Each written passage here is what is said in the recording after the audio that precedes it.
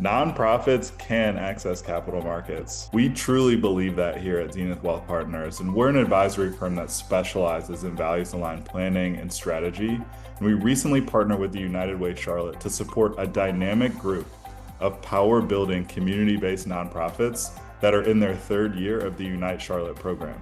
We have deep gratitude for United Way Charlotte, but also our teammate Nate Granito right here, who executed and led the work. So today we're going to talk a little bit more with Nate about the incredible partnership between our firm and United Way of Greater Charlotte and how he's enabled them to think not only about their finances, but how to build real, sustainable financial strategies. So Nate, what's going on, man? I'm excited to talk about this. What's going on, Jason? Thanks for the intro. I'm super excited to talk about this. This is probably one of my favorite engagements to date since being at Zenith. So, super excited to kind of dive into it. Let's do it. So can you describe some of the goals of the engagement, kind of in your own words? Yeah, absolutely. So really at its core, our goal was to demystify financial planning for these nonprofit organizations, right? So what we really wanted to do was give these organizations not just the tools, but also the clarity so that they could understand their numbers, tell their financial story, and really make informed decisions that support their mission. So it really wasn't just about filling in spreadsheets, which, I do love. I'll always love a good spreadsheet, but it was really about shifting the mindset and increasing the capacity. That makes sense. And look, I think that that is a great service that we offer at Zenith and I've learned a lot from. How did you tailor your approach to meet the needs of these power building grassroots organizations rather than maybe doing this on behalf of an early stage company? Yeah, that's a great question. I think with any kind of engagement, right, the most important thing is to meet the organization where they are. So I think specifically with nonprofits, it really meant keeping things practical and focused on what would immediately help them. So when we think about the engagement, some core things that we did was customizing templates, right, to reflect their revenue realities, building on existing data rather than starting from complete scratch. And I think at the core of it, we always want to make sure we're translating the financial concepts into plain language. So really every session that we had with these nonprofits was really structured to feel collaborative, not prescriptive. That's fantastic. I think there's enough challenges in the world of nonprofit leaders today, right? So we don't want to make things more difficult. What do you think are some of the challenges they face when it comes to financial planning? As I think about the work that we've done at Zenith with a number of nonprofits, I think the biggest challenge is that many of these leaders are juggling everything, right? So we're talking programming, fundraising, operations, and financial planning ends up just taking a back seat. And I think the biggest thing that we also see is a lot of hesitancy around forecasting, right? Because I think leaders feel unsure about their assumptions or even relying on past data to kind of assume what's going to be happening over the next couple of years. So there really is an inherent fear of getting it wrong. And again, our goal is really to come in and shift that mindset from one of hesitancy to one of empowerment. Abundance mindset. I think on that thread, as mighty as our team is at Zenith, we're still a small team and a young firm. We want to share our wisdom so that we can help our clients generate wealth and raise the money they need to grow their operations. But oftentimes we can't speak to everybody. So we've created tools that you've spearheaded. And like, how did you incorporate the tools into this process with these leaders? It's a great question. I think the big thing with the tools that we're creating is really for the leaders to be able to see the financial implications of every single decision that they're planning on making, right? So, especially as it relates to nonprofits who can often be, in capital binds, right? They really want to be able to think about what is the implication of hiring or launching a new program or losing a grant, right?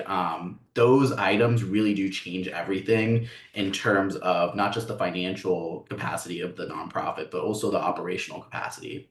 So really what we did with these tools was we gave the nonprofits visibility, right? So the tools really help the organizations move from reactive budgeting to more productive strategy. And as we think about like the difference here, right, it's really asking, can we afford this right now versus how do we sustainably grow over time, right? We're really trying to, again, shift that mindset to a more proactive way of thinking about their budgeting. What type of transformation have you witnessed from these organizations once they get some clarity?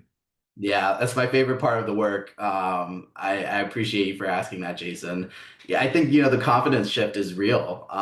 Leaders start asking better questions, leading with more strategic conversations with their boards, and really showing up to these funder meetings, these grant proposals with clear financial narratives, right? So they go from feeling uncertain to really owning their numbers, which is the best thing we can hope for as advisors. So that kind of clarity changes how they lead. Can only imagine. I mean, I think about my own ability to make decisions and be an entrepreneur and, having clarity, whether it's planning or financial or otherwise, Yeah. empowers better decision making and empowers, more visionary leadership and thoughts, right? How do you feel like this kind of work and clarity supports long-term organizational sustainability? Yeah, I mean, this kind of work is foundational, right? So when organizations, especially nonprofits, understand their cash flow, their revenue risks, and what it costs to deliver the impact that they're looking for, they can really then start to think about building reserves, making hiring decisions thoughtfully,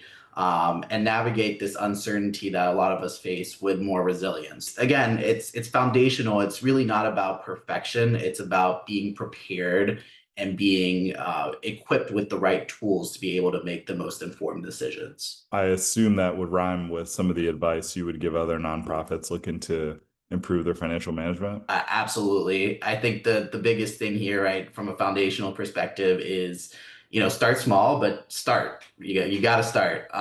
Even just building a 1 year budget with really clear assumptions is such a powerful step that I think a lot of nonprofits overlook, right? So I think a lot of us have the tendency to wait for things to feel a little bit more clean before you start planning. But really, what I would hope that I'd be able to share with all the nonprofits that we can kind of reach is use what you have and really build up from there. I think the other thing is also don't be afraid to ask for help, right? I think financial management is a leadership skill, like any skill, and it takes time and support to grow. How do you think philanthropic partners can better support this kind of capacity building work? I think we saw United Way of Greater Charlotte provide this infrastructure for the nonprofits going through the Unite Charlotte. Can we replicate this? I mean, why is it important? Yeah, absolutely. I think short answer, yes. And, I'll take this moment to kind of give a shout out to Unite Charlotte for kind of leading this effort in their communities. But I think really at the core of it, right, we really want to be thinking about funding the infrastructure and not just the programs, right? So when you invest into the financial systems, the leadership development, and really the operational tools, you're enabling organizations to do their best work for the long haul, right? So kind of going back to your earlier question, thinking about sustainability, this kind of support philanthropic partners is so crucial. And by being patient and more importantly, flexible, you really give nonprofits the space to grow with a lot of intentionality. Well said, Nate. This is a fantastic program.